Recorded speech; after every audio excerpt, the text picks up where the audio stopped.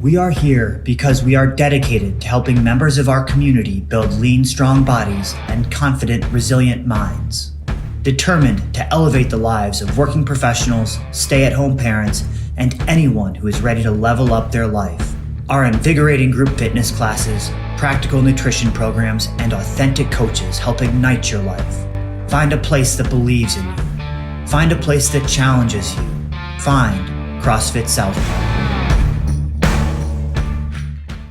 All right, and welcome to the Southpaw Spotlight. We are here at episode 11 with Jennifer Carlson. This is the first episode we've recorded since the show officially went live on Apple Podcasts, Google Podcasts, Spotify, all that fun stuff. And we're really excited to have Jennifer here. Jennifer has been a longtime member since we opened over 2 years ago, and she's currently a professor at Hamline University here in St. Paul. So Jennifer, thanks for coming on the show.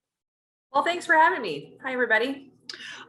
Let's start out real quick, Jennifer. Tell us a little bit more about what you do at Hamline. I know you help kind of prepare teachers as they kind of enter the workplace, but let's hear a little bit more about your side of things. Sure. I'm a professor at Hamline. This is my 16th year there, and I work with all graduate level students. So most of them are practicing teachers who want to come back for a master's degree or an additional license. And so I work with them in their programs. Occasionally I will work with aspiring teachers, and they are mostly people who have had careers in other areas and then suddenly get a calling to become a teacher, and they really want to work with kids and work within educational organizations. So for example, this fall, I will be working with, I think, 5 student teachers. So they'll be out in schools doing their internships, and then I'll be mentoring and supporting them through that process. That's great. So you're on more the practical side. Once people have gained some experience, gotten out and worked, you're kind of that next step where they hone in on what they've learned so far, or have kind of really narrowed down what they want to do. Right. Exactly. I don't work with undergraduate students at all. I have in the past, but since I've been at Hamline, I've worked with all seasoned veteran type of teachers that come back, and then like I said, some newer ones that decide education is for them and what they were doing was not what their life goal or dream was. Yeah, that's of course I relate everything to CrossFit in some way, shape, or form. But one thing that I've learned a lot about CrossFitters as an affiliate owner is that most people that join our gym, it's not their first rodeo with fitness. They start in other places, and CrossFit is usually one of the last stops. So we see two types of people that reach out to the gym: new to fitness or previous fitness experience. And most of them fall into the latter camp. And what we find is that they come in with a wide variety of preconceived notions or other experiences that then add to kind of the flavor of the class or of the gym culture overall. And I'm sure that you have a very kind of wide variety of people who have a lot of real life experience, which is different than what you'd see in an undergraduate environment. Yeah, very much so. And it really makes for interesting discussion, because when people start thinking about how they want to work with, learn from, and influence kids, they've got a lot of different background experiences that they can bring to the table. We have a lot of people who have either worked or traveled internationally. Most recently, we had a chemist at 3M who decided it was time for a career change and decided to become a chemistry teacher. So we've got lots of different people that have either dabbled or they've done different types of things, and then they bring that expertise and interest into their teaching, which really makes for a rich learning environment for the students. Yeah, I think that's fantastic. And one of the things I really like that you talked about on in one of the articles online is you talk about kind of blurring the distinction between teacher and student, that we're all kind of both of them, right? And I love that concept as a coach. I think that there are a lot of times that I try to be an athlete and vice versa, that I'm learning from people in our classes. And it's when you can live in more of an interdependent way, I think that's one of the indicators that you've reached kind of a more mature level in life, right? It doesn't have to be all or nothing or all one direction. It can kind of give and take, and we can grow together. Oh my gosh, 100%. At Hamlin, we really talk about this in our education department, but this is part of my teaching philosophy that, that growth mindset, somebody always has something that they can teach someone else, no matter age, experience, social historical experience that they bring to the table. And that's really important because I think specifically in education, and I think this transfers over maybe into coaching too, is um, we're not, you know, giving the information. It's about constructing that information Uh, together. And, there are more knowledgeable others where that you need to learn from, but it's that reciprocal back and forth. What can I learn from you? What have you learned from me? What do we learn together? And then what yeah. can I teach you? And I think just having that mindset, I love the growth mindset stuff. But it one of the things that it does is it gives you an awareness to look for opportunities for growth, right? Rather than, and I guess this is the classic definition of it to a certain extent, but rather than taking someone's suggestion as criticism, right? It's like, hey, this is a way that we could make it even better. And uh, looking for that constant, advancement. It's not a zero sum game or a black and white game. There's a lot of gray area in here, and we're all trying to move it in the right direction. Yeah, and that's I'll speak for myself. That's one of the things I liked about CrossFit so much is every day was different. Every day was a new learning for me. And as someone in the field of education and as a scholar, I'm always trying to learn new things, always looking for that, always reading things, researching things. And so when I joined the gym, that was one of the things that I liked about it so much is because there's always something new to learn. I always have a question I want to ask. I always learn by watching the person in front of me do the movement. And so that for me has just been a constant learning and growth area. So that's why one of the motivational factors for coming as often as I do.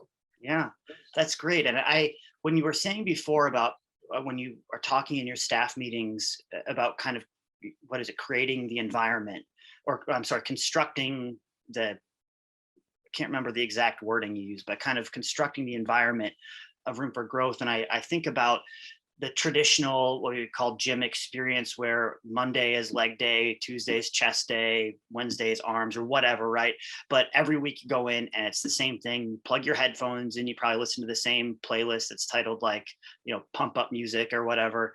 But you don't really get outside of your zone too much versus going into a place where it's some new variation on a workout. Maybe you've done it a long time ago, or it's a play on things that you've done before, but you're with different people, you're engaging in dialogue back and forth, you have people giving you feedback, and it's just a much more rich environment when you have that growth mindset and you're seeking that kind of constant growth. Oh gosh, for sure. And one thing I can say about myself and just going to the gym with my headphones on and saying, okay, I'll do, 30 minutes of treadmill and then leg day or whatever. It's just way too easy to cheat. Hmm. I be on the treadmill for 20 minutes. They're like, that's good. Now I'll move on. Okay, I'll do 10 of these or whatever. And when you're in an environment where people are constantly challenging you, and challenging your movement, your brain, so your mind body coming together, it just makes a complete difference. Hmm. And I think it's important to recognize too, Jennifer, that isn't necessarily uh, failure of you as a person or me as a person, right? Because I think if everyone is honest with themselves, there are outliers, but whether it's on the treadmill or in some other area of your life, it's really easy in isolation to let things kind of slide, or to just shave off a 10 minutes here, 10 minutes there. And it's generally more of a systemic issue. I think it's that the system or the setting wasn't set up correctly. The context isn't there. If I ask you, like, so just as an example here, what's your favorite TV show? Oh my gosh, my favorite TV show, probably Big Bang Theory. Big Bang Theory. Good. We love watching that one. You got a really a kick out of him. But do you have to force yourself to watch that? Oh no, Yeah, you look yeah. forward to it, right? You're in an environment that you enjoy, and you're doing something that you look forward to. And when you make the gym like that, all of a sudden it feels more natural. I think about the book um, atomic habits. And he talks about how when we're building a habit, if it's something that you don't enjoy doing, you're not going to continue doing it. And exercise in and of itself isn't the most fun experience, but if you create a positive environment where you feel challenged, you feel encouraged, there's some laughter and levity and challenge, it all comes together and can make a really neat setting that encourages people. And all of a sudden, then it doesn't become a willpower issue. It becomes something that you do as an extension of yourself. Yeah, and I had two thoughts while you were talking. The first of which is working out on your own can be a very lonely type of thing. You know, again, headphones in, you've got your own agenda. You walk in, you've got you're on your own schedule and your own path, and there's maybe 50 people working around you, working out, doing the same thing, but that discussion and conversation and building a community just isn't there. So, and some people like that. I don't think it's completely optimal, especially now having experienced a lot of loneliness through a pandemic, right? And so to be surrounded by people, like-minded people with similar goals is really inspiring and motivating. And it does make you want to go, much like your metaphor of the TV show. It doesn't become work then, right? The minute it feels like work, then it might be time to do something else. But if it feels like recreation and entertainment, and you're doing it, right for yourself, it's all worth it. I've never thought of it that way before, Jennifer. So at a traditional gym, let's say we're talking about the headphone model, at a traditional gym, you aren't alone, but you're lonely, right? You're in isolation. Versus the kind of simple act of getting everyone on the same page at the same time and taking the headphones out forces interaction. Right. But that interaction just organically creates, connection and meaning, which is beautiful. And I think very similar in nature to education. We look at, in terms of education, we look at needing teachers to help teach us things. And I think the same is true of physicality or music or whatever it happens to be. Like, you can do it on your own. I can read books on my own, but when I have someone to help me synthesize the information, to have dialogue with about it, it's a much more rich experience. And I bypass having to go through all the trials and tribulations that they went through when they were doing it, or that they had to learn the hard way. And it allows you to really just hit that next level so much quicker. And we have these guides in all areas of our life, whether we name them formally or not, but it's such an important part of growing up and being an adult, is that learning doesn't stop when you graduate school, right? It continues on, at least I believe it should, to have a more enriching life. 100%. And I had a really great mentor when I started at Hamline. She's now retired and we're still really good friends. We're in a book club together, and it is about, sharing those ideas and creating a common experience, but bringing your own different experiences to the table for those discussions. And she taught me a long time ago about the importance of community.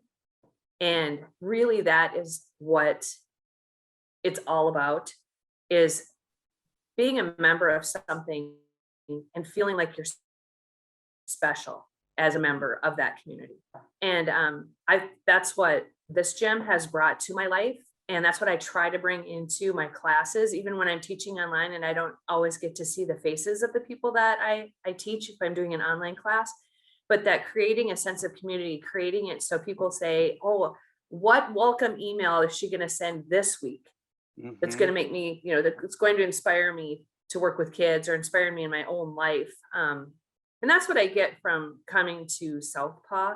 I've met some just amazing people who have continued to become mentors in my life, whether they know it or not, because I feel part of that community and they've made me feel part of it. And that's really that's what it's all about. It's what everything's all about. That's what education's all about. And that's what happens in the CrossFit gym, is the coaches, whether they view themselves this way or not, are really educators. I think there's a big tie in there. I love what you said about feeling special, because I think about this a lot. I'm seeing a grandparents who I love dearly are getting, you know, up there in age, and my parents are helping care for them quite a bit, and we're raising our son, and you get into this part stage of life where you're doing all this stuff, but you kind of like everything is about the fringes more so. And you know, understandably and rightfully so, but it's just nice periodically to be able to shine a spotlight on someone and say, hey, like look at all this cool stuff they do, or like look at what they did today, and someone knows their name, right? They can celebrate their accomplishments. They lift 10 more pounds than they did the week before, or they get their first 10-inch box jump, or whatever it is. And those are little things, but they make a big deal, because it's like we're all just humans, and you know, not to be narcissistic, but it's great to feel valued. Yeah. It's great to feel valued, and it's great to have somebody help you feel like you can do it. Hmm. So that box jump, right? When I first started, I couldn't, I just stared at it. I was so afraid that all I could think about is what if I trip? What if I scrape my shin? You know, who's watching? What if somebody's watching and I fail at it? And I was made to feel like I could do it. And it took me quite a few practice times, and it took me, you know, getting out of my own head, because somebody was standing there saying, you know what, you can do this. I'm going to be here with you. We're going to do it together. You know, 1, 2, 3, let's go. And I'll tell you, that first jump was It was pretty literally great. kind of a leap of faith, right? That's right. That's right. And that That's those feelings, whether big or small, I don't know, that's creates those defining moments. You don't forget Yeah, those. no, you'll that will be etched in your memory for a long time. Yeah. And those I Yeah. think are those are so special. As a coach, I get goosebumps. I love that stuff. The That question, what if, is really interesting. And I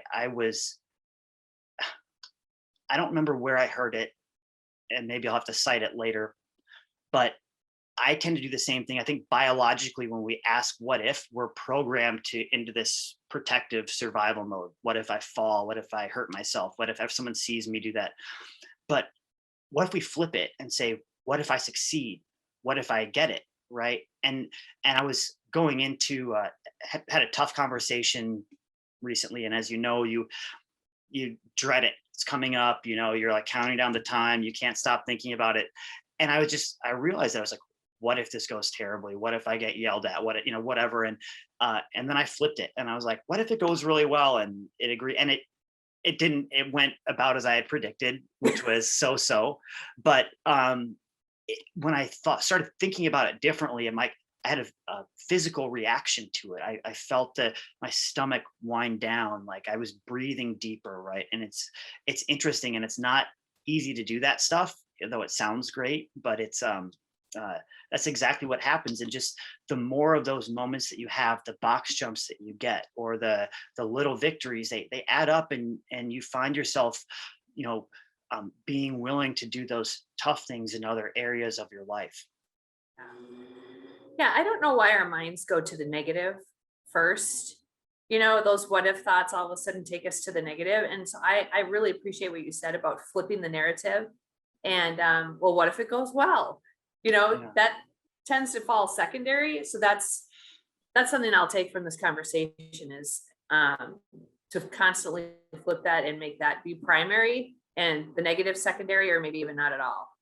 It's tough. It really Yeah. is, Jennifer. And I'm actually going into a course here coming up about language and breath work. And I've been digging into it quite a bit recently, and it's fascinating thinking about the words that you use, and we use primarily subconsciously, that create the narrative that we live.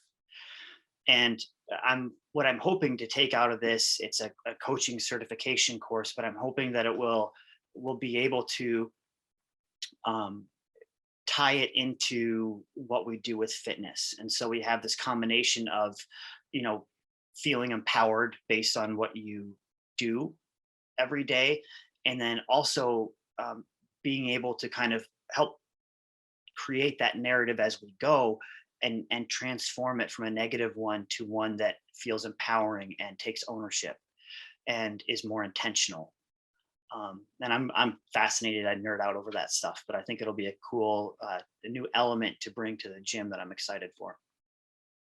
Yeah, it makes a difference. There's a lot of research on teacher language in Yeah, in education, and I too think it's fascinating, and it's also growth mindset language yeah. too. You know, what's the question you're going to ask, or what is the critical feedback that you're going to give, and how does that create a different thought process in the person you're interacting with? Yeah, hmm it makes a big difference. And That's this great. is the the idea of how we breathe too. And we have, I noticed it. I noticed when I started paying attention to it that I did a lot of chest breathing through my mouth, right? And that what's interesting is it puts us into a parasympathetic state. So I have a note on my laptop actually says low and slow, but Oh, you breathe deep into your stomach through your nose and it puts you into more of a sympathetic state. It slows your heart rate down. It slows your body goes out of fight or flight mode, and you're more intentional with your words, and it's just fascinating to see these little things, little changes that you can make that when you put them into application can have a remarkable impact on your life and the lives of those around you. yeah. And we have a whole generation of people, whole world of people who are chest breathing, right? And it's no wonder everyone is so wound tight all the time. And so, and there are all sorts of contributing factors to that, right? It's not just breathing, but that's one that I think of, uh, is I'm trying to control in myself more. And it's not about the information. And I think I'd be interested to hear your take on this. We have so much information now. We have more information in the palm of our hand than ever before in history, but we don't have the application side of it. It's like I'll read these awesome books or self-help books or whatever you want to call it, and then I don't do anything from it, right? I can tell you all about it, but I don't do any of it. And so I love what you said, like take one thing away or find an action item, right? And just work that one thing. And that's something that we try to do with our coaching as well. As once you have the basics down, things are safe, like let's dial in one thing each time and just layer it on. Yeah, it makes me think of establishing good habits.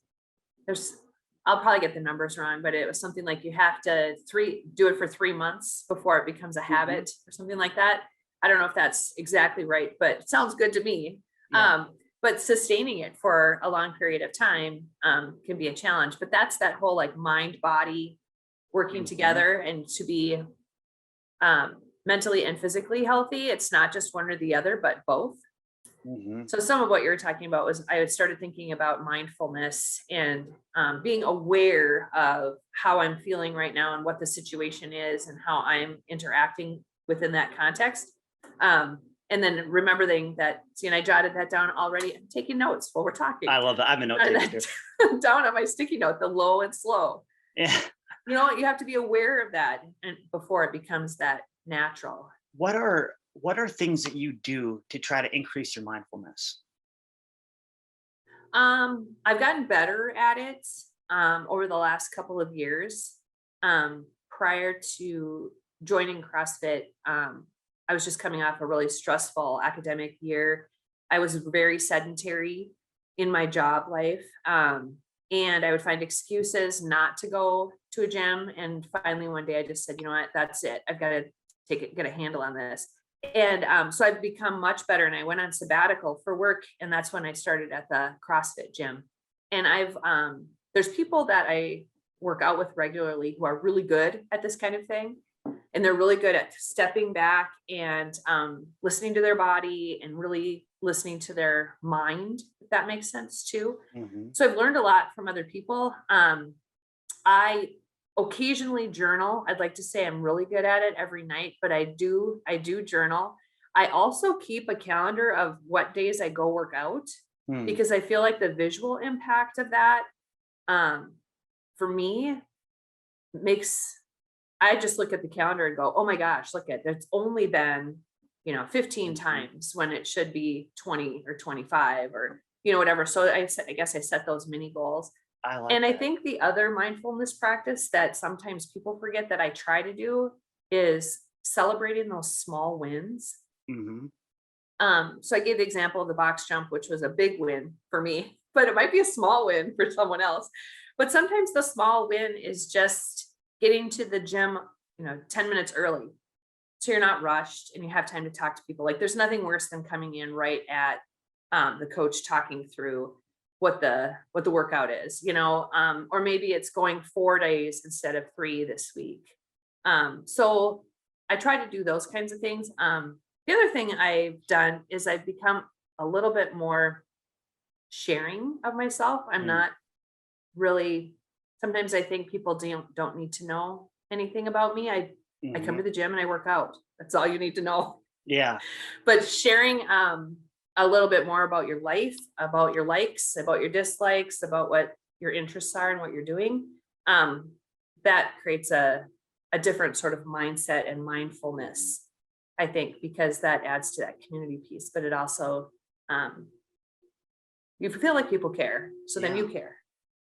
That's it. There is so much good stuff in there, Jennifer, and some things that I like a workout calendar. I love the idea of that. But I want to what you were talking about with sharing, I think is a big point, and it's an authentic sharing. And I had an experience recently. I got on a Zoom call with a guy who's been a mentor of mine, and it was the first time I had talked to this person. Okay, so I was kind of nervous, kind of excited, and I sign on, and he talks real low and gruff. He goes, "Hey Nick, how you doing?" I go, "I'm good. How are you?" And he goes, "Are you really good?" The first thing he said, I go, I think I'm good. He goes, "Well, why are you good?" And I like sat there and had to like think about it. And he goes, and so then I was like, you know what? Actually, I feel very, I'm very relaxed. I had a really good morning coaching. He was like, "So why don't you say that?" So he had me get up, walk out of the room, and walk back in and sit down. I had to do that 3 times, but at Wow. the end of it, I was very in tune with like the feelings of my body and how I was doing in relation to my day. And it was just a very interesting way of looking at it, right? And in terms of like authentically communicating how we're doing, there are times that you can't do that or don't have the awareness of it, but just being more mindful of what's really going on inside of us, why we're feeling that way or this way. Is it necessary that we feel that way? Is there something we can do about it, or do we need to reach out to somebody else? What you said about going, you had a sedentary lifestyle and you found every excuse not to go to the gym.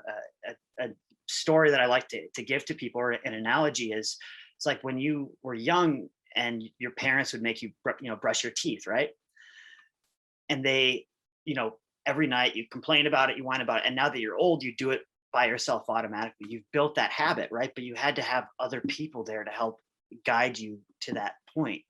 And I view that a lot of kind of what we do as coaches is that this is something that we've done for whatever reason in our lives, and we get to give that to you guys. And then you guys turn around and you go light the world up with all the stuff that you're doing, teaching, being a doctor, a mother, a father, whatever it is, and you pass that on to your skill sets of what you're gifted with and good at.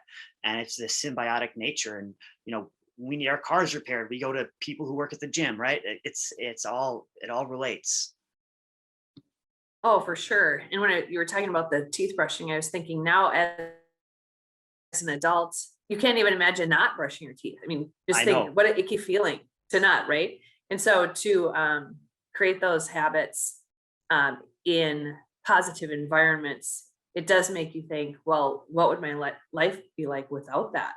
Well, that would Yeah. be maybe an icky feeling, Yeah. right? Yeah. Um, so I like that analogy. Yeah. And it is interesting. I think once you start exercising more, it's like, you know, members of our gym will go on vacation. They're like, I stopped in at this gym and that gym, or I went for a run along the beach or whatever. And it's just like a thing that they do now, which is great. It's like that whole mental battle of, do I get off the couch today? Oh, I worked a little bit longer, my foot's sore, whatever. And there's a million excuses, right? But when you stop having to, it's like you stop making the excuses and you just look for a way to do it or get it done. Not every day and not all the time, but it just, all of a sudden it goes from being this big like mental hurdle every day. Like one of the ways that I lose mindfulness is I feel like I have all these tabs open in my head, right? It's like these things rumbling around. And when I can offload them by just not having to make a decision about them, right? It's just like, oh, I'm just going to do it, right? It's just simple. And then I don't have to think about it anymore. And it Yeah. just makes it one less thing that's rumbling around in my head. And I can be more present and aware with how I'm doing today or what I need to do. Yeah, there's this business strategy that I use for part of my mindfulness that connects to what you're saying. And I I don't even love know what it business stands. strategy. Yeah, this is the integration of Yeah. education and health and business. I don't even know what it stands for, but I read an article about it. And you're supposed to take your most difficult task and do it first. Maybe it's Mm, the longest task. Maybe it's the most mind taxing task. Maybe you're not feeling it for fitness today. So that is your most daunting task. mhm, And it's called your frog, hmm. FROG. And you take a sticky note and you stick your sticky note on the first thing you look at in the morning, and you look at the word frog. And then you are reminded to go do the hardest thing first. Huh. And sometimes that might be going to the gym, and sometimes that might just be something related to work. But as another visual reminder of get the frog done, Yeah, get the frog out of the way, I and like you'll feel that. better because you accomplished it, and you have the mindset that I'm going to do it. And when you're done, that's when you celebrate those small wins, is when those are done. I got to do that too. I got to start writing that one. I like that because it is often it's like at least I do this, and I assume there are others out there too that when there's something I'm not looking forward to, I try like hell to put it off. It's like, oh, I got too busy today, and really like I've just made a bunch of work for myself, and then I don't have time for it, right? But I've been thinking Yep. about it all day. It's been ruminating in my head, and as soon as I just do it, a former boss of mine used to call it the monster in the closet. It's like as soon as you open Yeah. the door, you realize it's like this little mouse, right? But you've been envisioning a monster. Yep. And it's one of those things again that I say, but it's very different to actually do it. And that's something that I struggle with and I'm trying to work on. And I think it's all related. There's probably some grand theory of life that is sitting right in front of us that we're missing. But until then, we'll keep putting the pieces together. Yeah. Confront the monster and finish the frog. Finish the frog. We're gonna write a book. Yeah. Well, Jennifer, this is great. We didn't even get into how you got into CrossFit and all of that, but I loved what we talked about. That'll be um, that'll have to be another episode down the road. So thank you so much for coming on today and for your time. Well, thanks a lot, and thanks for everything you do. My last statement will be that CrossFit and this gym has changed my life. As somebody who didn't have a ton of social relationships, who is a workaholic, loved my job, but didn't have the kind of social relationships and did not take care of myself physically, which then impacts you mentally. It has 1,000% changed my life for the better. So thanks to Southpaw, and thanks for all of the great people that I've met there. That means a lot, Jennifer. I appreciate it. I'm glad I didn't stop recording before you said that. But no, thank you very much. It's always a pleasure having you in class, and can't wait to see where this journey takes you. Thanks, Nick. Thanks a lot.